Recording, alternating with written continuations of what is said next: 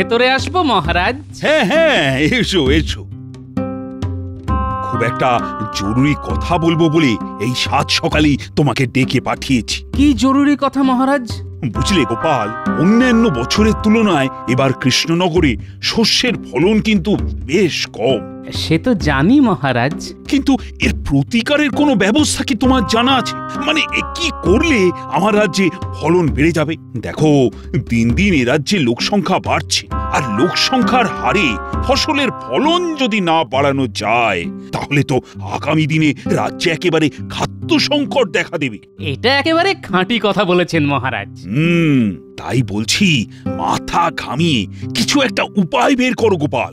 দেখুন মহারাজ, আমার মনে হয় আমাদের প্রতিবেশী রাজ্যগুলোর মধ্যে যে রাজ্যে এবার যথেষ্ট ফলন হয়েছে সেই রাজ্যে গিয়ে তাদের চাষের পদ্ধতি নিজেদের চোখে দেখে এসে সেই মতো ব্যবস্থা নেওয়া দরকার। তা তেমন কোন রাজ্যের কথা জানো নাকি তুমি? বিলক্ষণ জানি মহারাজ। বর্ধমানে পরপর কবছর খুব ভালো ফলন হয়েছে, আর তার মূলে তাদের আধুনিক সেচ ব্যবস্থা। তাই নাকি? তাহলে তো সব সরেজমিনে দেখে আসার জন্য কাউকে পাঠাতে হয়। বিজ্ঞানীকে পাঠাতে পারলে সব থেকে ভালো হতো, কিন্তু সে তো 3 মাসের ছুটি নিয়ে নিজের দেশের বাড়ি চলে গেছে। তাহলে উপায়? আমি নিজে গিয়ে দেখে আসতে পারতাম, কিন্তু মহারাজ আমি তো চাষবাসের কিছুই বুঝি না।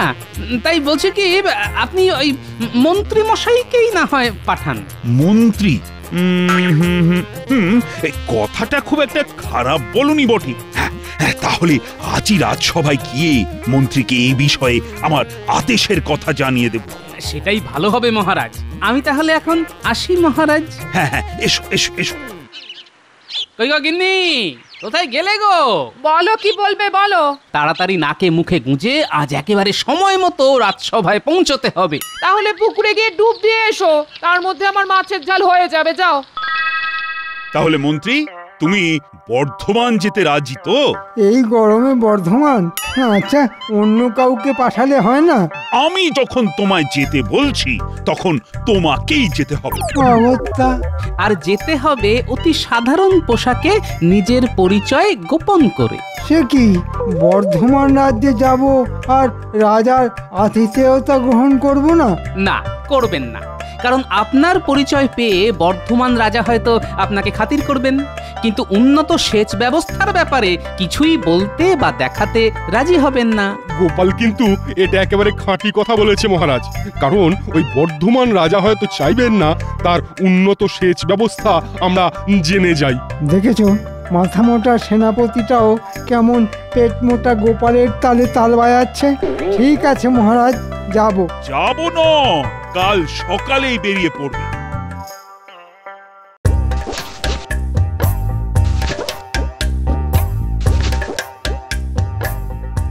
বাহ, চাষবাস তো বেশ ভালোই দেখছি। এবার এদের জলসেচের ব্যবস্থাটা দেখতে হবে।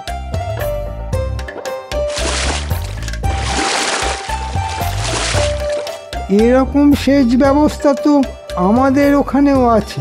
এই দেখার জন্যে এত গরমের মধ্যে আমাকে এখানে পাঠালো? বাবুকে যেন নতুন মনে হচ্ছে। হ্যাঁ, বেড়াতে এসেছি।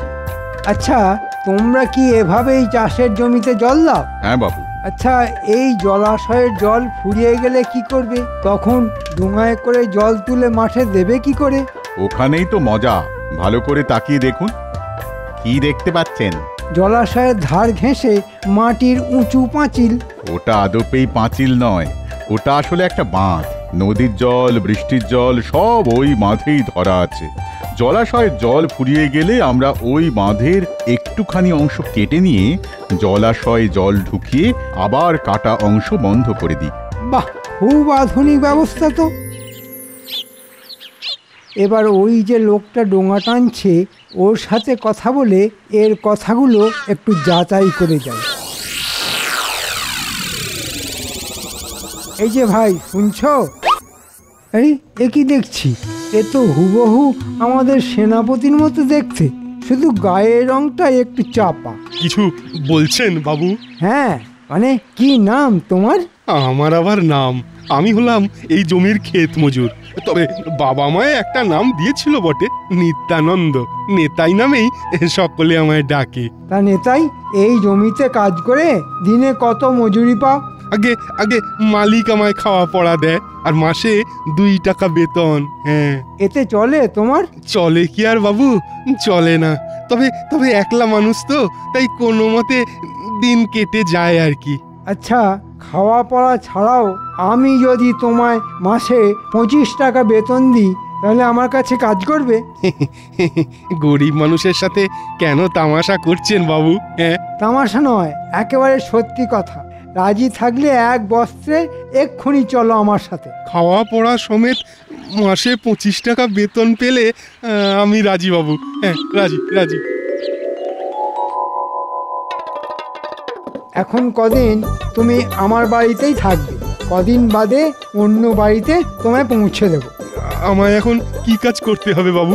কিচ্ছু নয়, শুধু খাবে দাবে আয়েশ করবে, আর দুবেলা ভালো করে গায়ে পাতিলেবুর রস মাখবে, আর তারপর সাবান মেখে চান করবে। কেন বাবু? তোমার গায়ের রংটা বেশ চাপা, 2-1 দিনের মধ্যেই ফর্সা হতে হবে তোমার। ঠিক আছে বাবু, চেষ্টা করব। রাত হয়েছে, এখন খেয়ে দিয়ে শুয়ে পড়ো। তবে একটা কথা, যতদিন এ বাড়িতে থাকবে ততদিন কিন্তু বাড়ির বাইরে বেরোবে না, এমনকি জানলাতেও দাঁড়াবে না। ঠিক আছে বাবু, ঠিক আছে, আপনি যা বলছেন তাই করব। এখন এখানে অপেক্ষা করো, আমি তোমার খাবারের ব্যবস্থা দেখি। কোন আপদকে নিয়ে এলে বলো তো? আপদ বলো না, আপদ বলো না, বলো আমার ভাগ্য দেবতা। তোমার কথার মাথা মুন্ডু কিছুই বুঝতে পারছি না। লোকটাকে একেবারে হুবহু আমাদের সেনাপতির মতো দেখতে। বুঝতে পেরেছি, বুঝতে পেরেছি। আবার কোনো দুষ্টু বুদ্ধি ভর করেছে তোমার মাথায়। তবে দেখো, প্রতিবারের মতো এবারও আবার ভরা ডুবি না হয় তোমার। সব সময় কুকথা বলো না তো। যাও, এখন ঘরে গিয়ে ঘন করে একবার পায়েস বানিয়ে ফেলো তো, আমি চট করে একটু ঘুরে আসছি।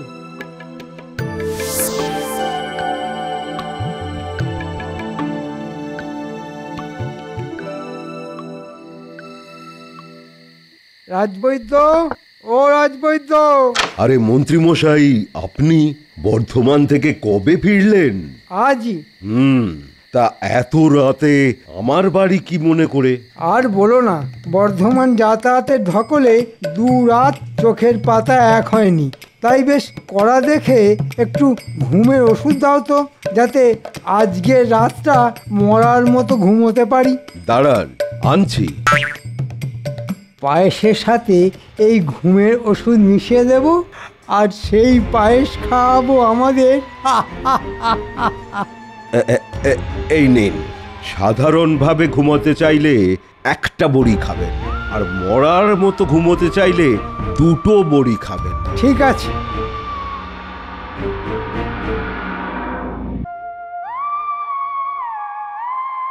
সেনাপতি, ও সেনাপতি, ঘুমিয়ে পড়েছো নাকি? যাই যাই। আরে মন্ত্রী মশাই যে বর্ধমান থেকে ফিরে এসেছেন? হ্যাঁ গো, এই একটু আগেই ফিরে এসেছি। তা এত রাতে আমার বাড়িতে? বুঝলে ভাই, বর্ধমানের একটা মিষ্টির দোকান থেকে পায়েস কিনে খেলাম। আহা, কি তার স্বাদ! তা সেই গল্প শোনাবার জন্যই বুঝি এত রাতে আমার বাড়িতে ছুটে এসেছেন? না না, গল্প শোনাতে ছুটে আসেনি, আসলে তোমাকে আমি একটু বেশি ভালোবাসি তো, তাই তোমার জন্য এক বাটি নিয়ে এসেছি। এই নাও, তুমি আর তোমার বউ খেও। কদিন হলো আমার বউ বাপের বাড়ি গেছে। আহা, তাহলে তো ময়দান ফাঁকা। তাই নাকি? বাপের বাড়ি? তাহলে তুমি একলাই খেও, তবে এখনই খেয়ে নিও, তাহলে আবার খারাপ হয়ে যাবে। ঠিক আছে ঠিক আছে, এখনই খেয়ে নেব। আমি তাহলে এখন আসি ভাই। হ্যাঁ হ্যাঁ, আসুন আসুন। আহা, কি ভালো খেতে! ওফ!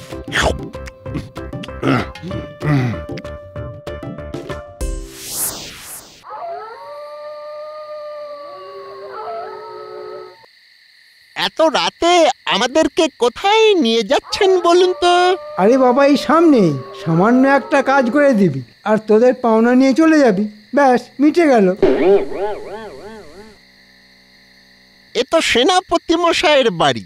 তোরা এখানে চুপটি করে দাঁড়া, আমি চট করে ভেতরটা দেখে আসছি। ব্যাটা মনে হচ্ছে দরজা খুলেই ঘুমিয়ে পড়েছে। দরজা ভাঙার ঝামেলা আর রইল না। আহ, আহ, আহ, আহ।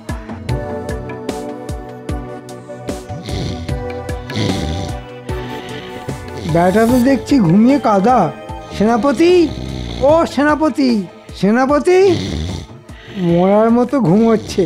বাহ, ওষুধে জবর কাজ হয়েছে দেখছি। আয় আয় বটা ঘটা আয়। সেনাপতি ব্যাটাকে চ্যাংদোলা করে তুলে মন্দিরে নিয়ে চল। তারপর ওখানে গিয়ে ব্যাটার হাত পা বেঁধে ফেলতে হবে।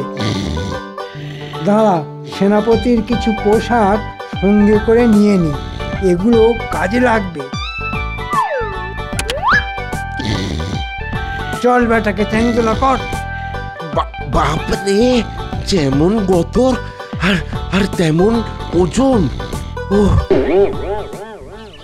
দেখুন বাবু, দেখুন আপনার দেওয়া এই পোশাকে আমাকে কেমন মানিয়েছে। খুব ভালো। তবে এখন থেকে আর আমাকে বাবু বলবে না, বলবে মন্ত্রী মশাই। মন্ত্রী মশাই বলবো? হ্যাঁ, মন্ত্রী মশাই। আর এখন থেকে তুমি হচ্ছ কৃষ্ণনগরের সেনাপতি। সেনাপতি? কিন্তু কিন্তু আমি তো যুদ্ধ জানি না। ওসব জানতে হবে না, শুধু আমি যা যা বলবো তাই করবে। আর আমাদের রাজসভায় গোপাল বলে একটা টেকো বজ্জাত আছে, তার সঙ্গে একটাও কথা বলবে না। এরপর আমি তোমাকে ধীরে ধীরে সব কিছু শিখিয়ে দেব। চলো, তোমাকে এখন তোমার নিজের বাড়ি নিয়ে যাব। আমি রাজসভায় যাব না? যাবে, তবে কদিন পর। এর মধ্যে তোমায় সব কিছু শিখে বুঝে নিতে হবে। শোনো, এখন তোমায় কিছু বলবো, যা তুমি মন দিয়ে শুনবে আর সেই মতো কাজ করে যাবে। কি বুঝতে পেরেছো তো? সে তো পেরেছি, কিন্তু আমি গরিব মানুষ বাবু, তাই তাই আমার যে খুব ভয় করছে বাবু। ভয় করছে? হ্যাঁ, শুনলে মুখ্য চাষা, ভয়কে জয় করতে শেখো। এখন চলো, তোমাকে আসল সেনাপতির বাড়ি রেখে আসি।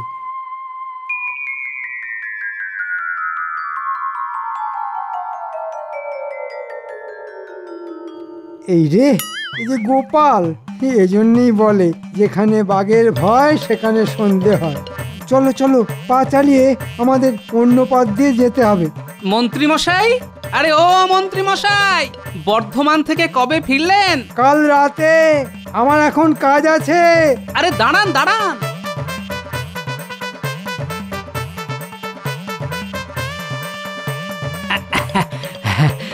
বুঝলেন মন্ত্রী মশাই, বাজারে না আজ প্রচুর মাছ উঠেছে।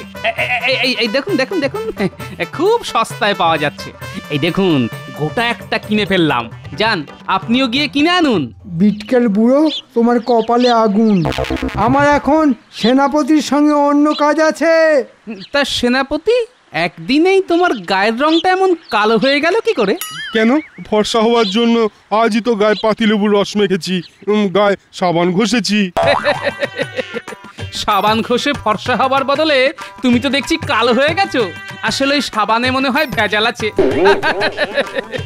বাজে রসিকতা ছাড়ো তো, বললাম না আমাদের অন্য কাজ আছে। বুঝতে পেরেছি, তুমি গোপাল টেকো বজ্জাত।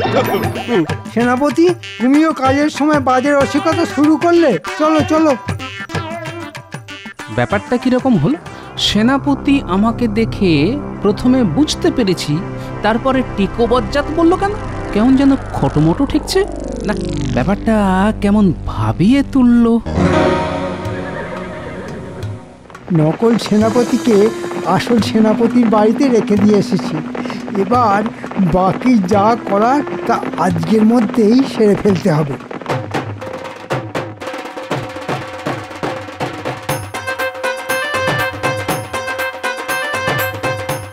দেখ দেখ, কি সুন্দর একটা চন্দনা পাখি। তাই তো, কি সুন্দর দেখতে। দাঁড়া, ওটাকে ধরবো। যা, উড়ে পালালো যে। পালিয়ে যাবে কোথায়? ধরবো যখন বলেছি তখন ঠিক ধরবো। চল না, চল।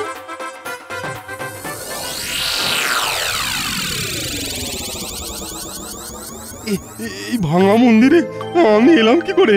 হ্যাঁ, আমার হাত পা বেঁধে এখানে ফেলেই বা রাখলো কে? হ্যাঁ, কে আছো? কে আছো? আমায় উদ্ধার করো! কে আছো? বাঁচাও! যা, এ তো আবার পালালো। ছেড়ে দে গুলটে, ওকে ধরা তোর কর্ম নয়। কে কোথায় আছো? আমায় উদ্ধার করো, দয়া করে উদ্ধার করো আমায়। বাঁচাও, মন্দিরের ভেতর বাঁচাও। থেকে কার যেন গলার আওয়াজ ভেসে আসছে না? চল তো দেখি। এ কি সেনাপতি মশাই, আপনি এখানে? আমার হাত পায়ের বাঁধন খুলে দে পুঁটি। কিন্তু আপনার এই অবস্থা কে করলো? মনে হচ্ছে মন্ত্রী মশাই। দাঁড়ান দাঁড়ান, আমরা আপনার বাঁধন খুলে দিচ্ছি। গুলটে, এক ছুটতে গিয়ে গোপাল দাদুকে ডেকে নিয়ে আয়।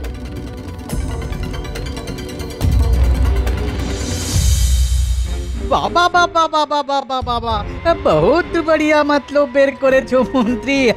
যাই যাই যাই যাই গিয়ে নবাবকে খবরটা দি। আরে এর মধ্যে নবাবকে আবার টানছেন কেন? সামান্য কজন সৈন্য নিয়ে আপনি নিজে যাবেন আর হাসতে হাসতে কৃষ্ণনগর জয় করে ফেলবেন। লেকিন কৃষ্ণনগরের কোনো সৈন্য কি অস্ত্র ধরবে না? কি করে ধরবে? কারণ সেনাপতির আদেশ ছাড়া সৈন্যরা তো অস্ত্র ধরে যুদ্ধ করে না। আর আমাদের এখনকার সেনাপতি তো নকল। আসল সেনাপতিকে তো আমি ভাঙা মন্দিরে বেঁধে রেখে এসেছি, আর নকল সেনাপতি তো আমার হাতের পুতুল। আমি না বললে সে নড়বেও না আর চড়বেও না। তাহলে কবে যেতে বলছো? বাংলায় একটা কথা আছে, শুভস্য শীঘ্রম। তাই কাল সকালেই আসুন, দেখবেন একবার এই জয়ের ফলে নবাব বাহাদুর খুব খুশি হয়ে আপনাকে কত ইনাম দেবেন। আর তুমি কি চাও? মানে একবার যদি কৃষ্ণনগরে রাজা হতে পারতাম। তুই রাজা হবি? হ্যাঁ, রাজা? আরে বেটা, তাহলে আমি আছি কি করতে?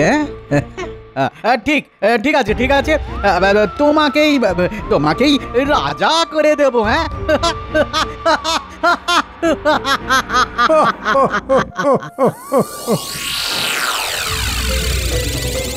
তাহলে তোমার মনে হচ্ছে এসবই হচ্ছে মন্ত্রীর চক্রান্ত? হ্যাঁ, না হলে আর কার হবে বলো? হ্যাঁ, কাল মন্ত্রী এসে আমায় পায়েস খাওয়ালো, আর তারপরেই তো। তাহলে আজ সকালে মন্ত্রীর সঙ্গে যাকে দেখলাম সে আসলে তোমার মতো দেখতে একটা নকল লোক। মনে হচ্ছে মন্ত্রী মশাই কোনো একটা গভীর ষড়যন্ত্র করছে। তাহলে চলো এক্ষুনি গিয়ে মহারাজকে সব জানাই। না না না, এখনই সবটা জানাবার প্রয়োজন নেই। আগে দেখি কোথাকার জল কোথায় গিয়ে দাঁড়ায়। এখন তোমার বাড়ি যেতে হবে। তোরা এখন যে যার বাড়ি যা। কি গোপাল, দরজা তো ভেতর থেকে বন্ধ দেখছি। তুমি সরে দাঁড়াও, আমি দেখছি। সেনাপতি, সেনাপতি! কে? কি তুমি? আরে বেটা, আমি তোর মতো নকল সেনাপতিকে এবার কি করি দেখ। না না না না না, আমায় মেরো না। বিশ্বাস করো, আমি নকল সেনাপতি সাজতে চাইনি। এই সব কিছুর জন্য দায়ী তোমাদের ওই মন্ত্রী। ঠিক আছে ঠিক আছে, তাহলে তোকে মারবো না, কিন্তু এই ঘরের মধ্যে তোকে তালা চাবি দিয়ে রেখে যাব। আগে মন্ত্রীকে হাতে নাতে ধরি, তারপর তোর কথা ভেবে দেখ। কি মন্ত্রী মশাই, বর্ধমানে গিয়ে কি দেখলেন? আমাদের তা খুলে বলুন।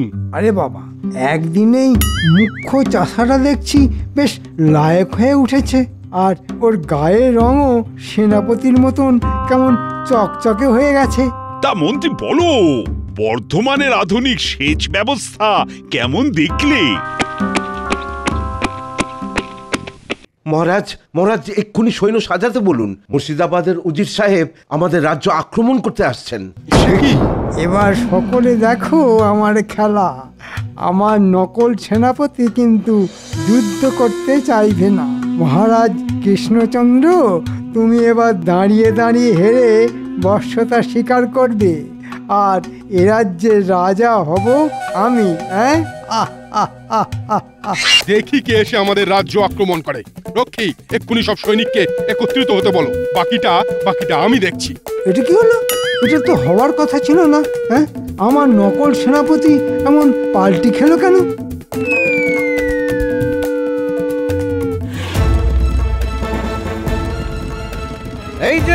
এই যে কৃষ্ণচন্দ্র, হ্যাঁ, হয় আমার সঙ্গে যুদ্ধ করো, না হলে আমার হাতে ধরা দাও। এসবের মানে কি? খুব সোজা, তোমার এই রাজ্যটা আমি দখল করতে চাই। কিন্তু এ তো অন্যায়। আক্রমণ! প্রতি আক্রমণ! আরে এই মুখ্যু চাষা, তোকে এসব পাকামি করতে কে বলেছে? আমি মুখ্যু চাষা নই, আমি হলাম আসল সেনাপতি।